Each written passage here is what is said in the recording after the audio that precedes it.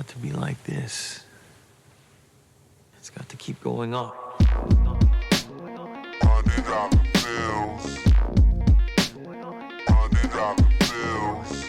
I've been in several things. I was in the drug business and I was in the oil business, but I'm not either one now, you understand? I happen to run a little business on the side, a sort of sideline. Happens to be a rather confidential sort of thing, but you might make a nice bit of money. Benjamin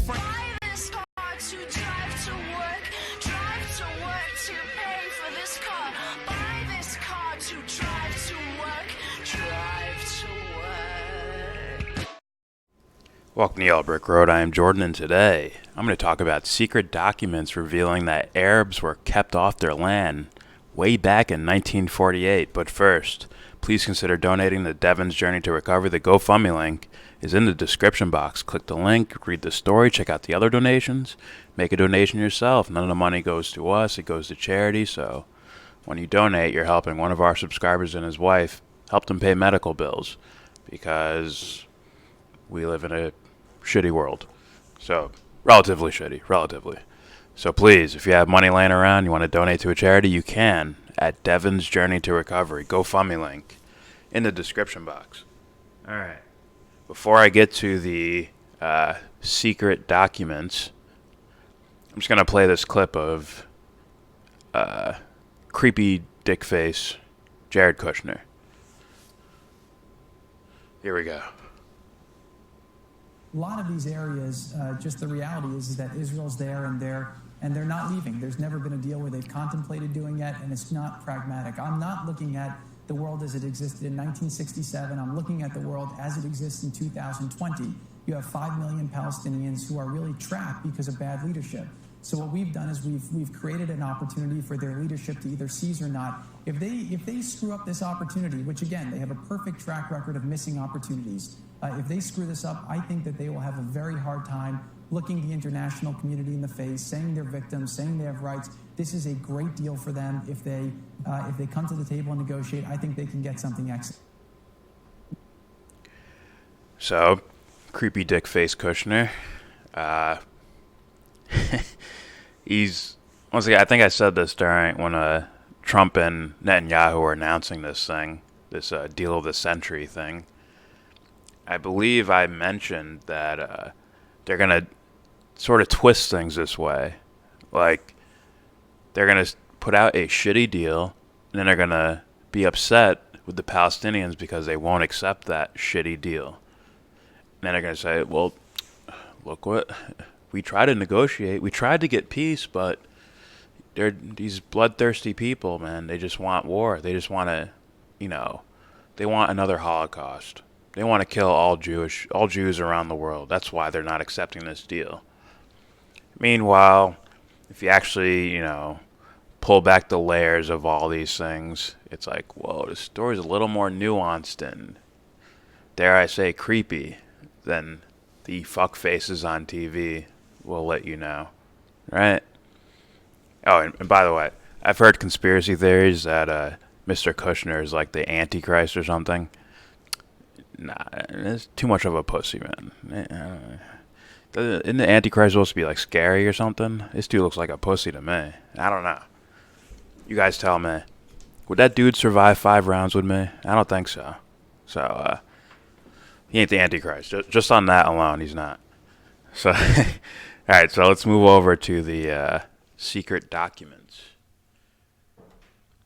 Now, this is from Haaretz, from today, actually. It says, secret Israeli document reveals plan to keep Arabs off their lands. A document unsealed after 60 years reveals the Israeli government's secret intentions behind the imposition of a military government on the country's Arab citizens in 1948. Not to enhance security, but to ensure Jewish control of the land. I'll read this following. Israel's defense establishment has for years endeavored to conceal historical documentation in various archives around the country, as was revealed in an article in Haaretz last July. Now, Haaretz is behind a paywall, I believe, but it lets me go there on my tablet, so I'm going to read from that. hopefully you can get in there. I'm going to link this article in the description box.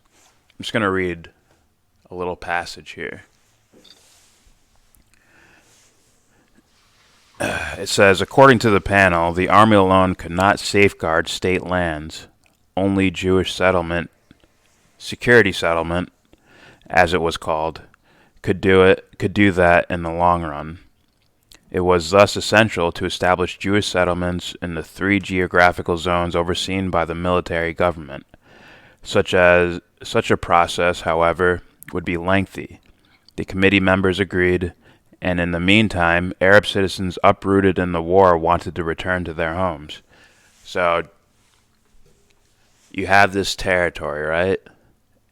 And the only way to hold on to this territory is to declare it as a security reason, right? Like, oh, bad guys are going to come here, so we have to control this territory. Meanwhile, they're like building Jewish settlements in those areas.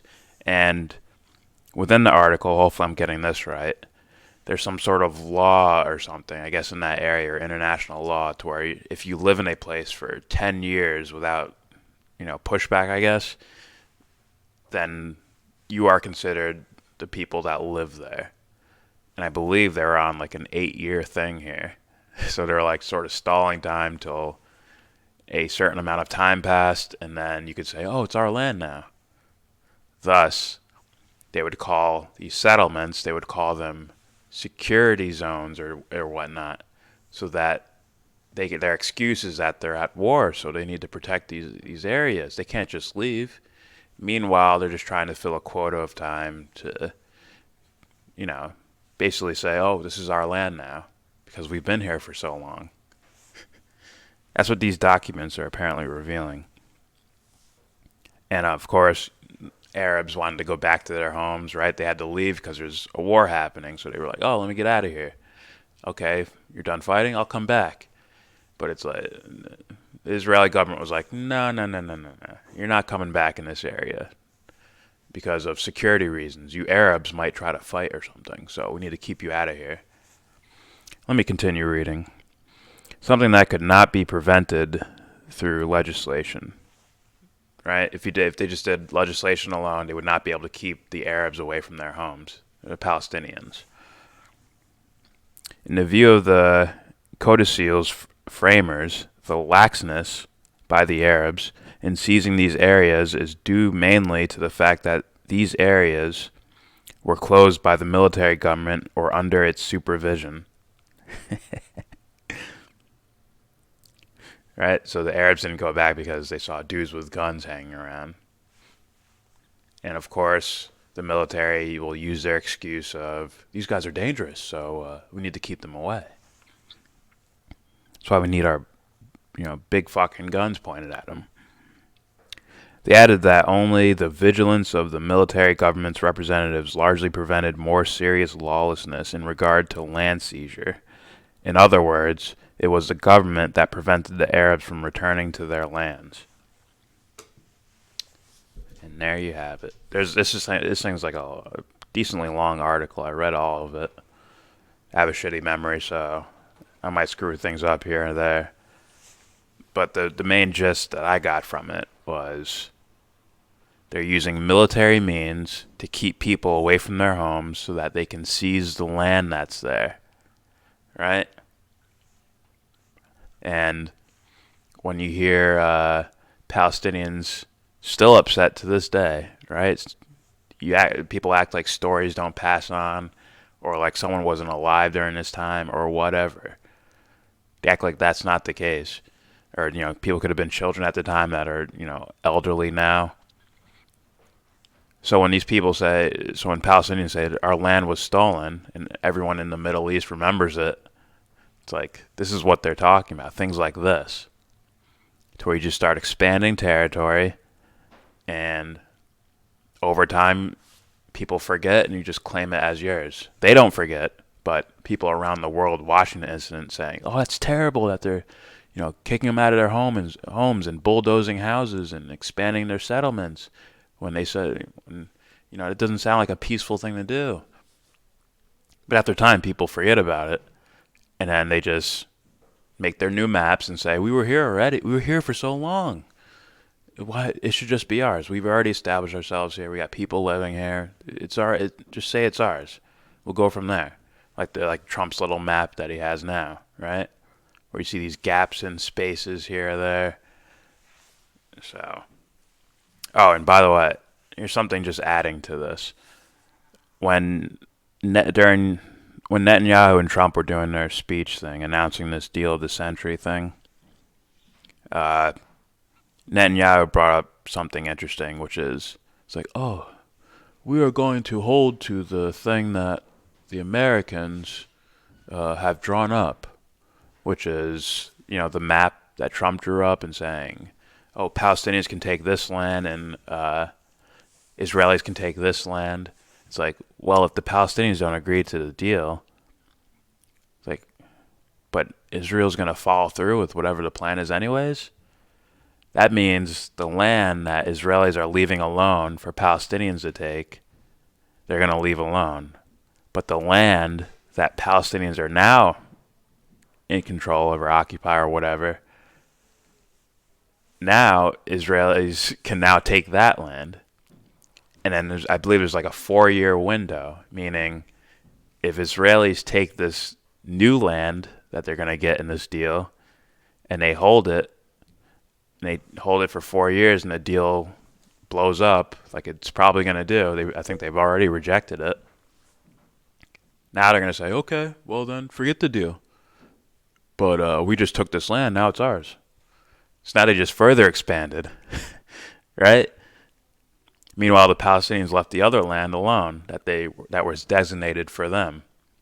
Like, well, we left it alone for 4 years and they didn't take it, so we'll take that too. So now it's like someone else is doubling their land. Instead of Trump saying, this is going to double the land for Palestinians, now it's really just doubling the land for Israelis. Doubling, the little parts that they had cut off. They already have way more than double, right? So it's like a lose-lose for the Palestinians in this scenario. And then when you see things were taken without any merit, according to secret documents, randomly pop up. Maybe they were talked about already, and I just wasn't aware of it. But still, it's like, here's a major paper that I'm guessing a lot of Israelis read, and it's like, oh yeah, we did kind of steal their land back then. There's nothing we could do about it now, but we did do this. But I'd say kudos to Haaretz for putting it out there. So, yeah, I recommend you read the entire article if you can. I think you have to subscribe or just find some sort of paywall or something. But I got it on my tablet, so if you got a mobile device, maybe try it there, because they didn't paywall me here. That's how I got access to it. So yeah, check that out. In regards to Kushner, it's like, we know this is a dishonest shit face, dick face, fuckhead, whatever he is. It's a dishonest deal. It's not fair. It's not balanced. You could just use dumb guy logic of, well, if we switch the scenarios around, would Israelis accept this? No, they wouldn't. So there you go. And all right, that's it for me. Please subscribe if you feel like, comment, agree, disagree, tell me what you think. Read the article first, then come back and tell me what you think. Don't forget to donate. Devon's Journey to Recovery GoFundMe link in the description box. With all that said, give this video a thumbs down. Say you wanna get in.